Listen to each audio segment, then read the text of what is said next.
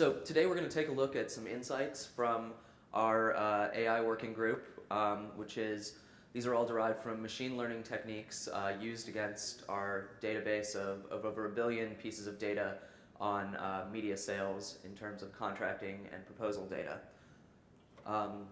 Before I get too far in, I think I need to kind of justify why it would be worth listening to us about this stuff, because we're going to get into some interesting stuff. So Do Media is the largest platform for buying and selling out-of-home media in the US. We've been around since 2008.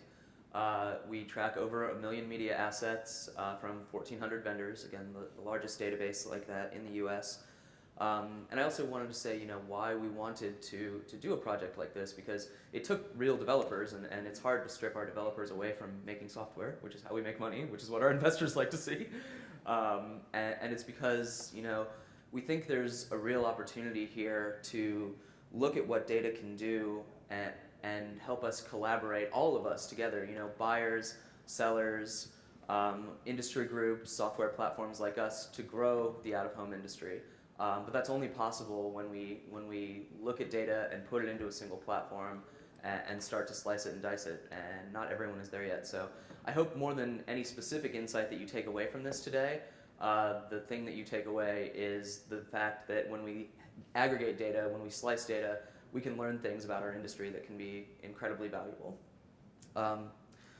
So when Geopath asked us to submit something, we knew we wanted to do something really big and exciting.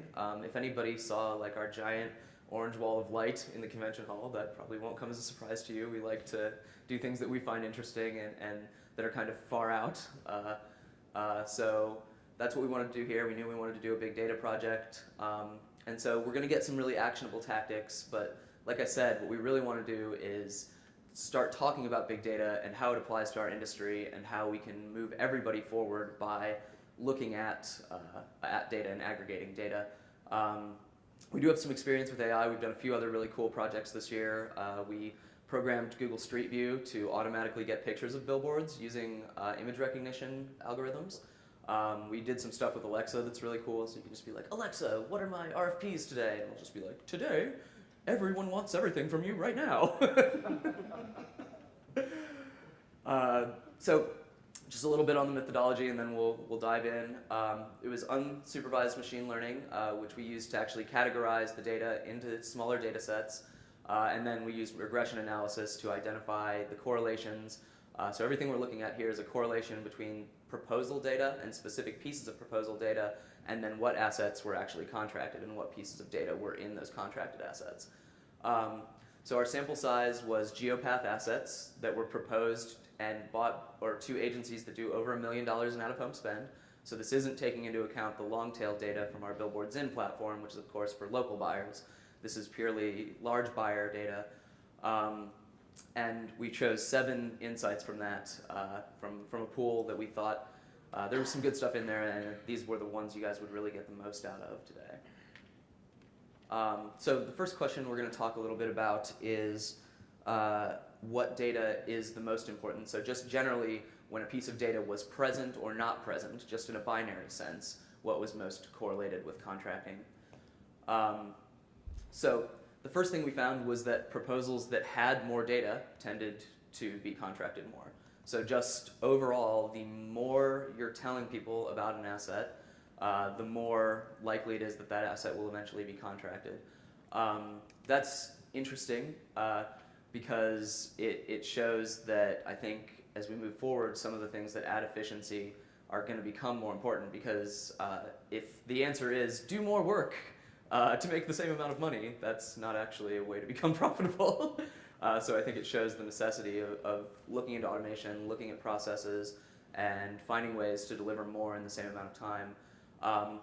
The specific pieces of data that we found were most strongly correlated were ones that actually contextualize price. So not price itself, but things like rate card, net media cost, CPM, things that help people understand why a piece of media costs what it costs. Were the things that were the most highly correlated when they were present or not present. I actually think that's an interesting thing too, because I think it speaks to benchmarking tools as something that's valuable. So this isn't so obvious on the face of it, but we always think of benchmarking as something that you use to evaluate something on a per transaction basis, right? So for sellers, could I sell this for more? Did I get everything I could out of it? Or for buyers, am I getting a good deal? But I think what we learn when we see how important it is to contextualize the price of things, we can actually look at benchmarking as potentially a sales tool that allows you to actually increase conversion rates by educating people more about the market generally in order to get them to make a specific decision. So the contracting rate increased the most with these specific pieces of data. The highest one is CPM. It was the most correlated when present with a purchasing decision. Of course, that's based on impressions, which I think really speaks to the value that GeoPath provides in terms of getting us that impressions data. And when you see something that has that strong of a correlation in terms of lift, I think you also have to assume that buyers need to believe that data is really, really accurate. And so that's where GeoPath is especially valuable, right? Because it's not just that they're saying, like, here's a number, tell it to everybody. It's the trust that you get along with that. It's the standardization that you get along with that. And it's important for us as we talk about machine learning, because without standardized data and structured data, it's really impossible to run these kind of analyses. So big shout out to the GeoPath people here. So then we have the actual data in terms of values and how changing the values in that data, so higher or lower, affects decision making. This is the really exciting part, I think. So if you have been frustrated that there haven't been graphs in this presentation yet, I'm sure that's like what people were expecting. Hold on to your hat. There's going to be graphs now. So it's about to get really fun, as we all feel about graphs. Okay, so this is our second insight after the first one, just about the presence of data. And this is showing that actually higher cost, higher rate card, as rate card goes up, the likelihood that an asset is going to be contracted goes down. Probably not a giant shock to anybody here. And it also shows that as the number of impressions of a given asset increases, the likelihood that it will be contracted when proposed goes down. But what's interesting about this, right, is that impressions actually had greater negative pressure than price on contracting. Again, not that surprising when you think about it, because those very, very high impression units are like very specialized. They're not for everybody. But what is interesting is what this graph doesn't show, though, right, is a desire for impact, right? That's something we talk about a lot, that what we really see here is that buyers are, at least appear to be, making a lot of their decisions based on value above all else. So we see CPM, obviously, the lower a CPM, the more likely that it was going to be contracted. But even more than that, because I would have expected that if you asked me to be the highest correlation in this graph. But what actually had the biggest impact was low rate card. So it looks like we're seeing people look for deals straight off the bat, and then move towards a value per dollar spent sort of scenario. But I definitely think that when we look at things, it's really interesting to see that some of the decisions are already being made around that per dollar value, which I think is something that a lot of people think about or worry about, and it appears to be something that, at least in the lower cost assets, is definitely already the norm. So this is where we get really, really fun. So the last question I think was interesting because it's, like I said, it's something we talk about a lot and wonder about a lot. But what's really cool about machine learning, and again, that's what I really want to convince you of, is not the value of a specific insight in this, but the value of the ability to parse all of this data and learn things about the industry as a whole, so we can all make smarter investment decisions, smarter strategic decisions. What's interesting about machine learning is its ability to answer questions you didn't think to ask, right? Because we're just finding correlations, and not all of them are things we would expect. So that's what we're going to look at for the rest of our insights, is questions that were more surprising to us. Okay, cool. So this one, we were not sure whether to include this slide. We worked really a lot with Kim on this slide and workshopped it. It's something that I think is a little bit challenging. Like I said, there would be some stuff to wrestle with in here, but I think it's important to look at data like this and actually evaluate it and think about it. Because when I look at this, there's actually something here that I think is incredibly valuable for smaller vendors. And it's actually something that we hear from smaller vendors all the time, which is that the intangible stuff matters, right? That's what this graph says. It says that there's more to out-of-home than numbers in a spreadsheet. All things are not equal. Brand matters, reputation matters, relationships matter. And if I were a smaller media company, I would think that would be incredibly valuable to know, because that's what I'm always saying, right? Is like, I have these relationships, I provide unique value, I can do something that no one else can do because I know the market, because I know the players, because I know the people. And it shows that when you get out there and pound the pavement and make that reputation and make those brand things happen, it can create measurable results for your business. And that, I think, is something that's very interesting and very, very cool. And it also speaks to something I think we'll see as we go through all of these slides, which is the importance of differentiation, right? So one of the things we saw there is that, you know, it might not be a great idea to try and compete with the giants of the world on an apples-to-apples basis. We need to find ways that everyone can provide unique value, and that's something we'll kind of see carry through as we look at the rest of these slides. So this one is cool because it shows that we don't have to find like a giant up to the right trend line in order to learn something interesting. We can learn something interesting by finding nothing. So we wanted to look at whether the latitude and longitude of an asset affected the likelihood that it was going to be contracted. And we found that it doesn't at all, which is pretty cool because I think it shows that there are some big opportunities in the smaller markets where, you know, there's less saturation, there's potential for higher ROI on investing in assets in those markets, rather than just always looking to sort of the mainstay hubs on the coasts. And it shows that there's demand in those markets for more assets. Again, this one's pretty surprising.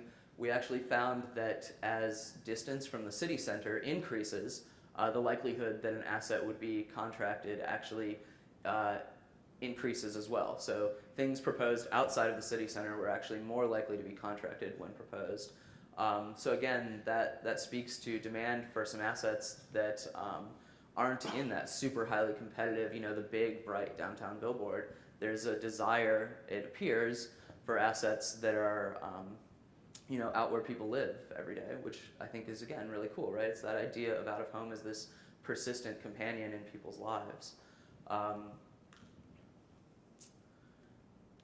And again, sort of following the same trend, we found that as market size decreases, or as market size increases, the odds that an asset was contracted actually decreases. So assets proposed in smaller cities were actually more likely to be contracted when they were proposed.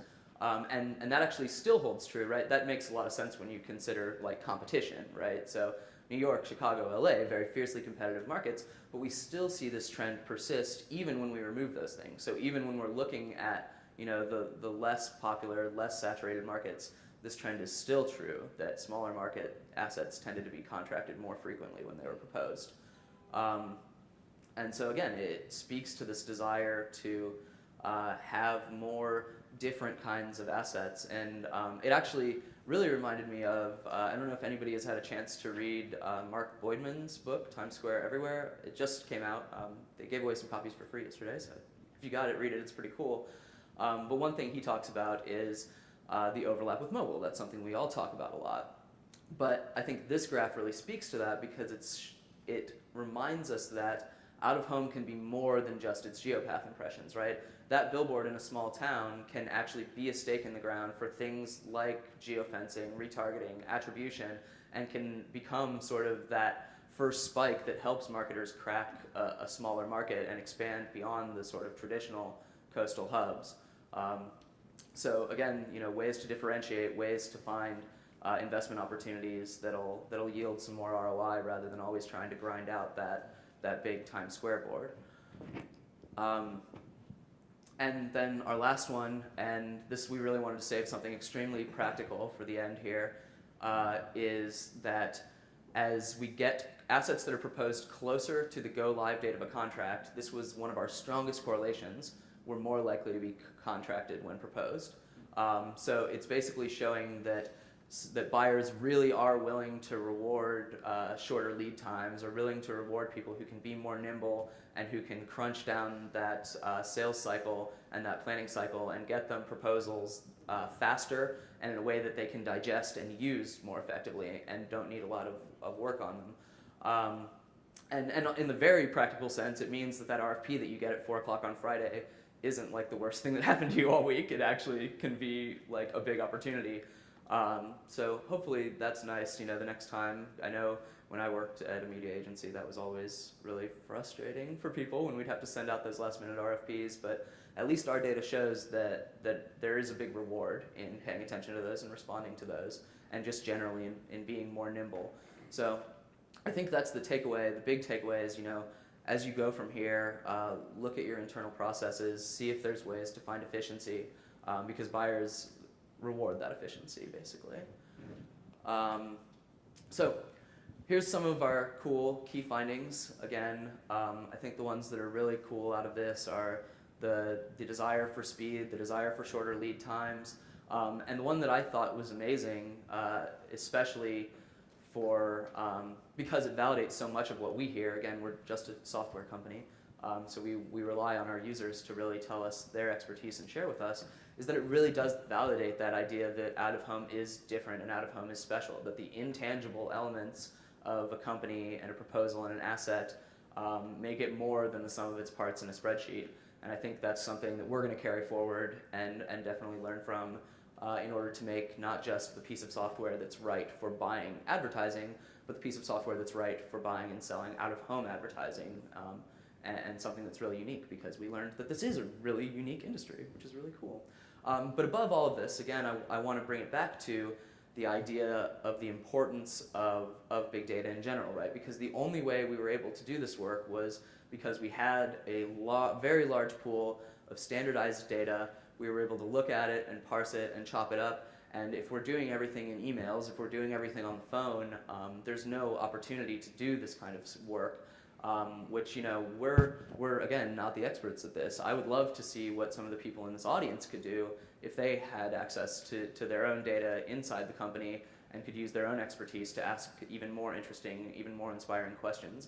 So I think that's really where we should look as we go from here, is towards a future where we're using this kind of data to grow the industry and collaborate more effectively, both within our companies and with other companies.